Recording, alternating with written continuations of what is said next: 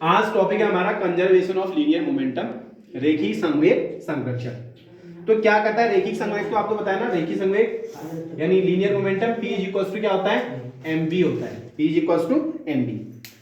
तो conservation of linear momentum is रेखीय संवेग संरक्षण। कैसे रेखीय संवेग आपका संरक्षित रहता है उसको हमें पढ़ना है। तो हमने कल आपको बॉडी का सेंटर ऑफ मास का वेलोसिटी हमने का उसका बताया था, क्या फॉर्मूला होता है। किसी निकाय का द्रव्यमान केंद्र का वेग ये होता है, यानी velocity of the centre of mass. Centre of mass का वेलोसिटी निकालते हैं vc is equal to m1v1 plus m2v2 divided by, ये हमने किया था इससे पहले और किया था। अब मैं क्या कर रहा हूं, इसको यहां मल्टीप्लाई करो जरा, तो हो जाएगा m1 plus m2 plus dot mn into vc is equal to, ये अलग अलग हो जाएगा। समझ बात आ गई। अब देखो m1 plus m2 plus mn ये क्या है बता सकते हैं आप। देखो ये कोई बॉडी है, ये कोई निकाय है, सिस्टम है, इसमें डिफरेंट कोई m1 मास का पार्टिकल है, कोई आपका m2 मास का पार्टिकल है, कोई m3। तो ये सबको अगर ऐड कर दो क्या पूरे सिस्टम का वेट बन जाएगा ना, मास बन जाएगा। तो m1 प्लस m2 का आप कह सकते हैं पूरे सिस्टम का मास। सपोज मैं इसको कैपिटल M मान लिया इनटू vc, ये वाला vc ये सेंटर ऑफ मास की वेलोसिटी होगी, केंद्रीय द्रव्यमान केंद्र का वेग हो गया। तो m इनटू vc इक्वल हो जाएगा आपका m1v1 प्लस m2v2 प्लस ये डेटा। तो इसका मतलब आप देखो लीनियर मोमेंटम क्या होता है, P is equal to mv। अब ये m यहां पर आ गया आपका पूरी बॉडी का मास, vc इसके सेंटर ऑफ मास द्रव्यमान केंद्र का वेग, उसका वेलोसिटी। तो m इंटू vc को क्या मैं पूरे सिस्टम का लीनियर मोमेंटम बोल सकता हूं, बिल्कुल बोल सकता हूं। तो P जो हो जाएगा m इंटू vc में P बराबर mv होता है ना, m vc को मैं क्या लिख देता हूं, P of system linear momentum of the total system, यानी पूरे निकाय का रेखीय संवेग हो जाएगा इज इक्वल टू।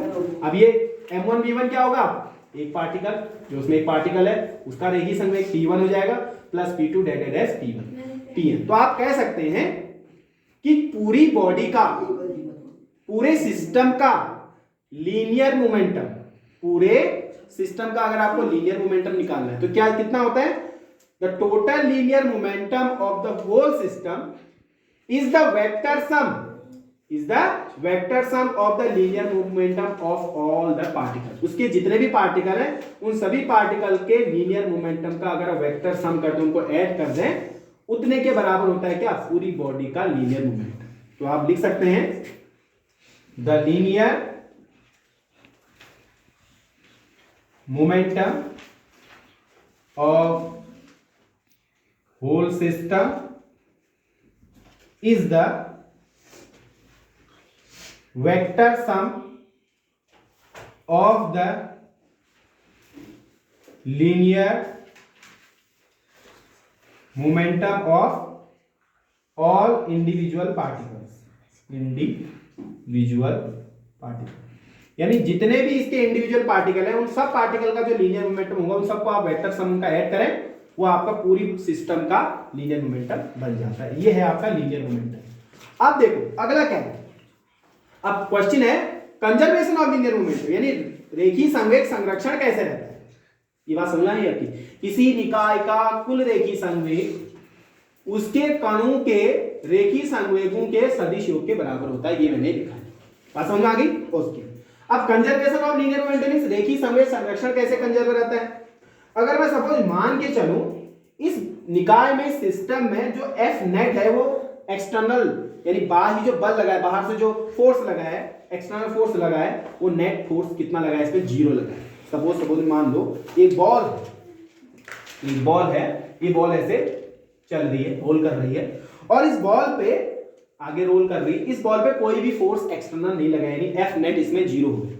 ठीक है, तो अगर इसमें एक्सटर्नल फोर्स नहीं लगा है तो इसका क्या आप बोल सकते हैं कि इसका एक्सेलरेशन 0 होगा। अगर बॉडी में कोई फोर्स नहीं लगा है तो उसमें कोई त्वरण नहीं होगा, एक्सेलरेशन नहीं होगा, तो इसका मतलब बॉडी चलते रहेगी। तो त्वरण 0 होगा, तो त्वरण 0 किसका होगा, पार्टिकल का, इसके अंदर के पार्टिकल का त्वरण 0 होगा नहीं, इसके सेंटर ऑफ मास का त्वरण 0 होगा, द्रव्यमान केंद्र का एक्सेलरेशन 0 होगा। बात समझ में आई। तो एक्सेलरेशन 0 हो गया। अगर एक्सेलरेशन ऑफ सेंटर ऑफ मास 0 हो गया तो बॉडी में कोई त्वरण नहीं है, एक्सेलरेशन नहीं है, तो बॉडी एक ही वेलोसिटी से आगे को चलती रहेगी, चेंज नहीं होगी उसकी वेलोसिटी, मतलब उसकी वेलोसिटी एक कांस्टेंट रहेगी। बात समझ में आई। किसकी वेलोसिटी कांस्टेंट रहेगी, इसके पार्टिकल की नहीं, पार्टिकल तो अलग अलग डायरेक्शन में मूव कर रहे हैं। Whole system means centre of mass, इसके द्रव्यमान केंद्र की जो वेलोसिटी होगी वो कांस्टेंट रहेगी और नियतांक रहेगी। बात समझ में आई?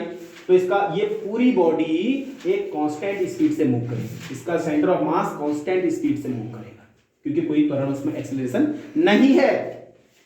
तो अब इसी को यूज करेंगे हम इसमें। देखो vc आपका नियतांक हो गया क्योंकि कांस्टेंट वेलोसिटी है, कोई भी एक नियत वेलोसिटी है, चेंज नहीं हो रही, तो vc को हम नियतांक बोल सकते हैं। Is equal to m1 v1 plus m2 divided by m1 plus m2। अब ये m1 plus m2 plus mn को मैं यहां मल्टीप्लाई करूंगा, तो ये m1 plus m2 plus mn क्या है? ये पूरी बॉडी का मास है, वो भी तो कांस्टेंट ही है, तो ये पूरा कांस्टेंट है, इसको यहां मल्टीप्लाई करेंगे तो वो भी कांस्टेंट बन जाएगा। तो आप करेंगे कांस्टेंट इज इक्वल टू, ये आपका क्या है m1 v1 क्या है? एक पार्टिकल का लीनियर मोमेंटम, तो p1 लिख सकते हैं, प्लस m2 v2 दूसरे पार्टिकल का लीनियर मोमेंटम, तो p1 प्लस p2 डिवाइडेड है pn तक आ जाएगा।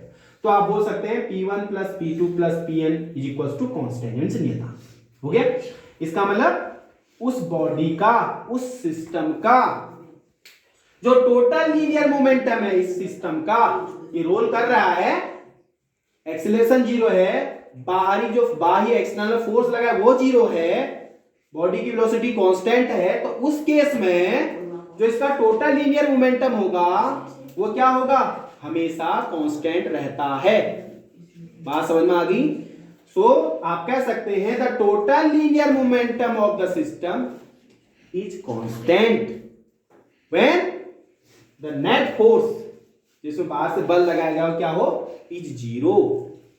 जब किसी सिस्टम में बाहर से लगाया गया कुल बल जीरो है तो उस निकाय का रेखीय संवेग संरक्षित रहता है। संरक्षित भी कांस्टेंट रहेगा। अभी सपोज ये बॉल लुढ़क रही है, अभी इसका रेखीय संवेग निकलो, सपोज कुछ आया 5-6 कुछ आया, थोड़ी देर बाद चेक करो उतना ही आएगा। क्यों? क्योंकि उसमें कोई एक्सटर्नल फोर्स ही नहीं लगा है, कोई त्वरण ही नहीं है उसमें। बात समझ में आई? तो यही है कंजर्वेशन ऑफ लीनियर मोमेंटम। तो आप लिख सकते हैं तो total linear momentum of the system is conserve, संरक्षित रहता है, चेंज नहीं होगा।